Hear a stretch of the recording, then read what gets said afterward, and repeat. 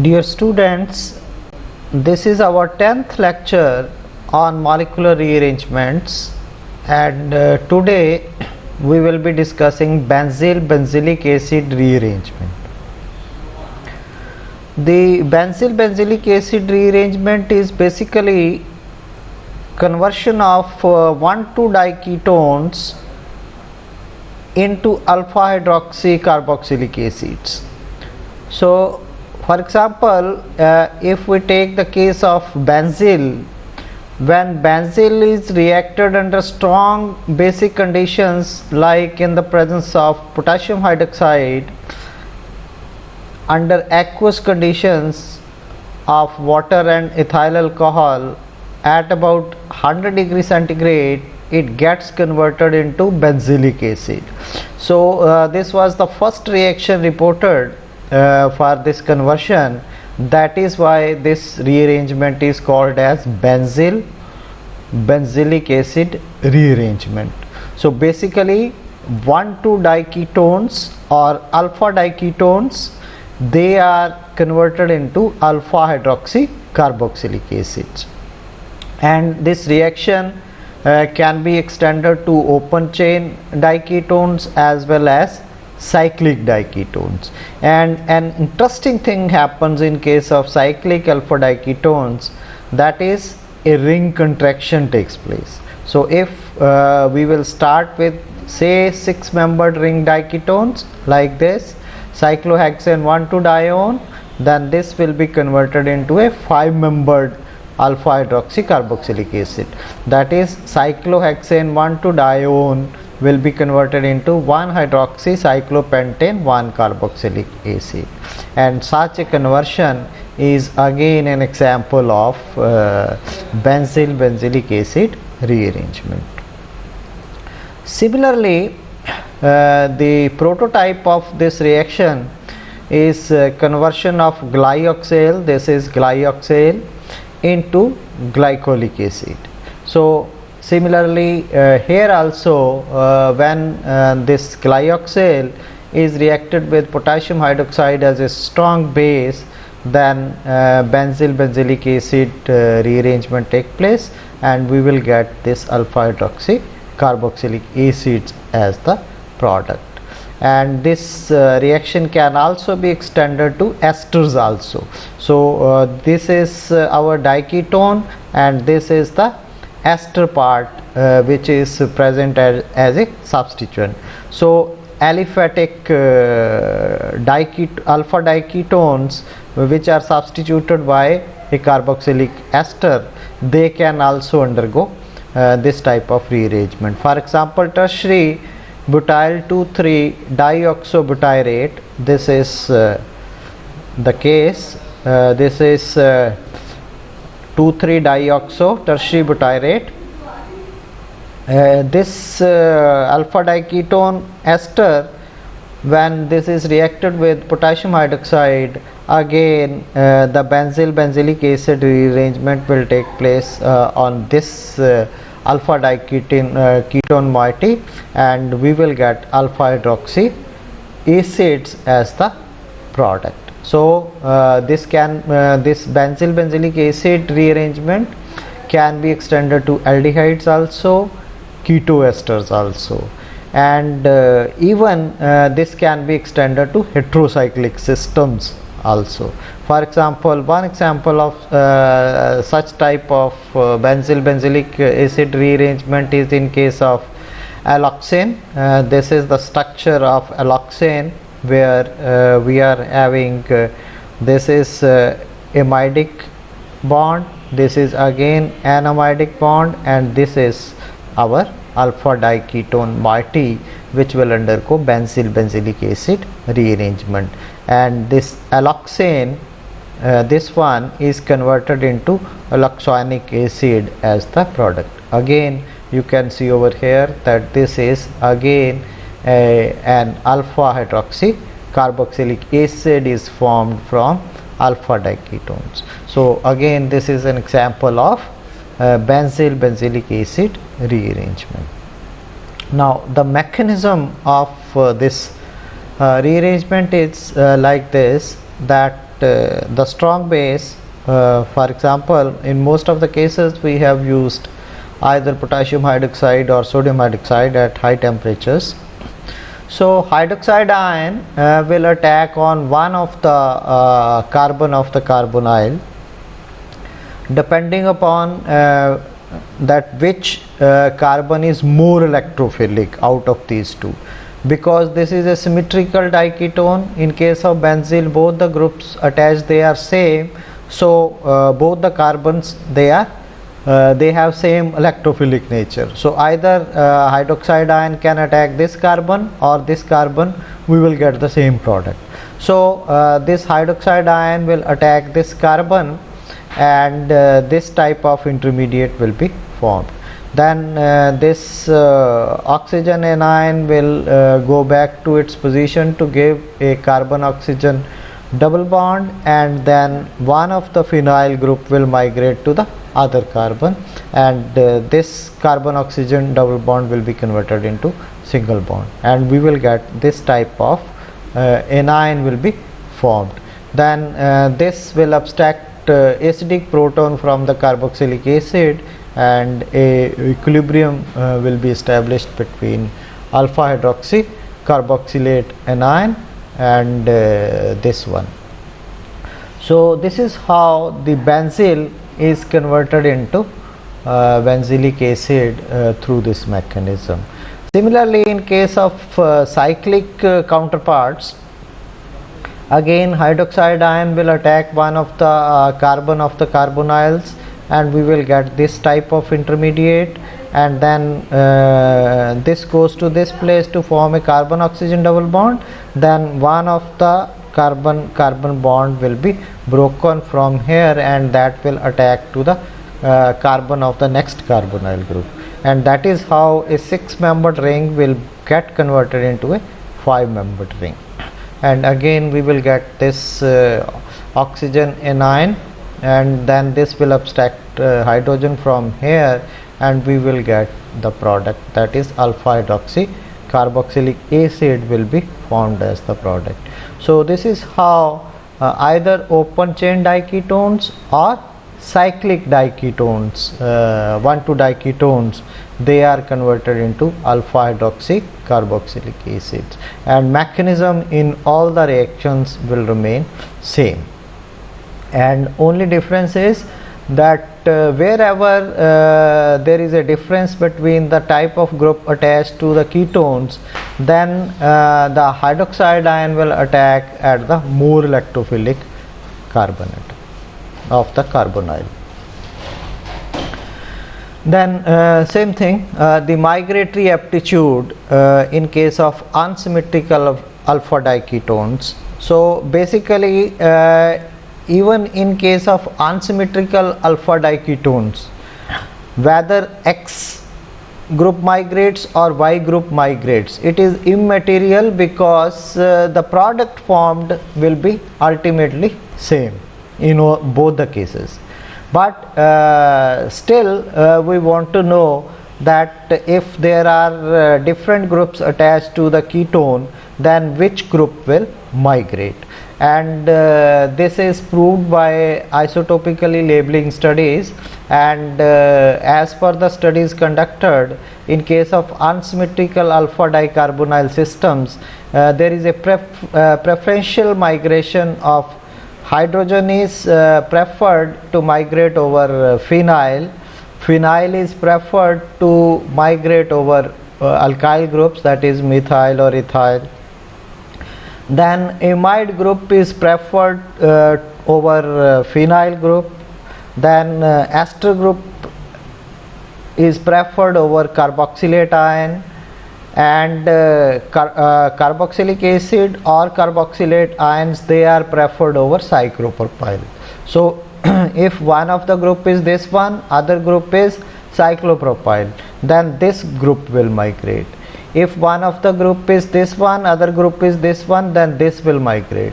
So this is how on the basis of labeling studies it has been established that hydrogen will migrate preferentially over phenyl, phenyl will migrate in preference to methyl, amide will migrate in preference to methyl and so on. So here the basic reason for that is that in all these reactions the initial hydroxide ion will add to the more electrophilic carbon oxygen double bond.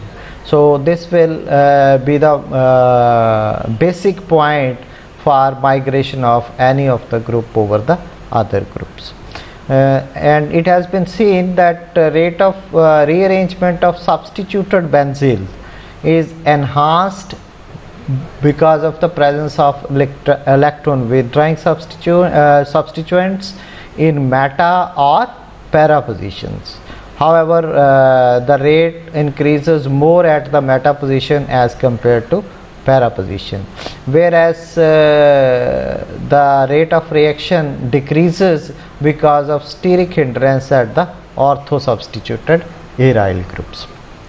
So this is the general rule that electron withdrawing groups, they will enhance the rate of the reaction. Basically reason is because of the presence of these electron withdrawing group, this carbon will become more electrophilic carbonyl group. So this group will be more electrophilic carbonyl group. So that is why hydroxide ion will attack this carbon, because this is more electrophilic in nature. So out of these two, that means preferentially this group will migrate because of the presence of this electron withdrawing group. So like this, this group will migrate and ultimately we will get alpha hydroxy carboxylic acid, or nitro substituted benzylic acid will be formed from this reaction. Then another example of migratory aptitude, here you can see that in case of alpha diketone, one ketone is having methyl group, other ketone is having phenyl group, and we have seen that in case of labeling studies, for example, if this this carbon is C14 carbon and hydroxide ion attacks this carbon as per our mechanism, then this will be the intermediate formed, and then this will rearrange to give us this structure, and then this will abstract this proton, and ultimately this product will be formed. So if the migration of methyl will take migration of phenyl group will take place, then this product will be formed. And if our product contains carbon 14 at the carboxylic acid group, that means the phenyl group has migrated. So when this experiment was done, it was found that the C14 is present at the carboxylic acid group. So which proves that out of these two, phenyl migrates in preference to methyl group. So this is how this can be proved. So this rearrangement is a irreversible rearrangement, so we cannot get back the starting material. Some important examples of this rearrangement. So it was found that when 3,3 pyridyl, so when this type of benzyl where the group present is a heterocyclic pyridine group, so when this is present at carbon 3, we say 3,3 pyridyl. When this undergoes benzylic acid rearrangement, then this alpha hydroxy carboxylic acid is formed. But when we react the same react under same conditions with 2,2 pyridyl, now this keto groups, they are present at carbon 2 of this pyridine.